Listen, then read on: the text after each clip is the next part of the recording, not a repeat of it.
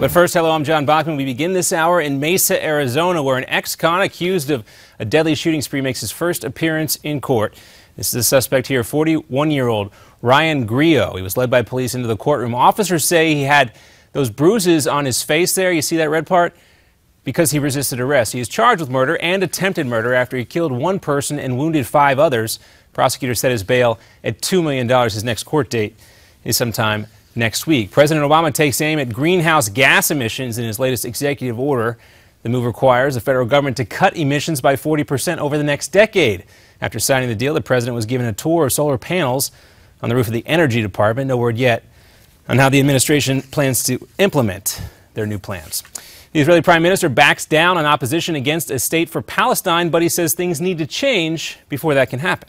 If you want to get peace, you've got to get the Palestinian leadership to abandon their pact with Hamas and engage in genuine negotiations with Israel.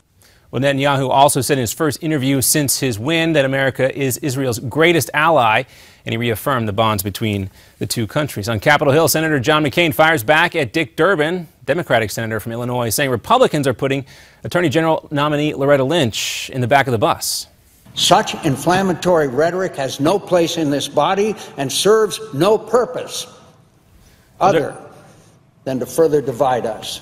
Well, Durbin's not sorry for what he said on the floor of the Senate yesterday. He says Lynch has waited longer than any other Attorney General nominee in the past 30 years.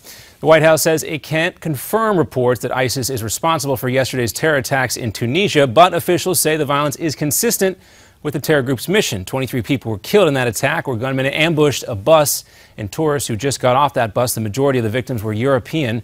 Tunisia's president says police have arrested 9 people so far. Security forces are also on high alert throughout the country. And in Texas, the Midland Police Department puts on quite the show here. This video was filmed by one of the members of the county's bomb squad. They exploded about 20,000 pounds of confiscated fireworks. This is over the course of about 4 days. Maybe they should have waited for the 4th of July. The car maker Honda adds another 100,000 vehicles to a recall list for those malfunctioning driver's side airbags. The airbags can explode with too much force, launching shrapnel and metal at the driver. Honda is recalling the 2008 model of the Pilot SUV for the first time.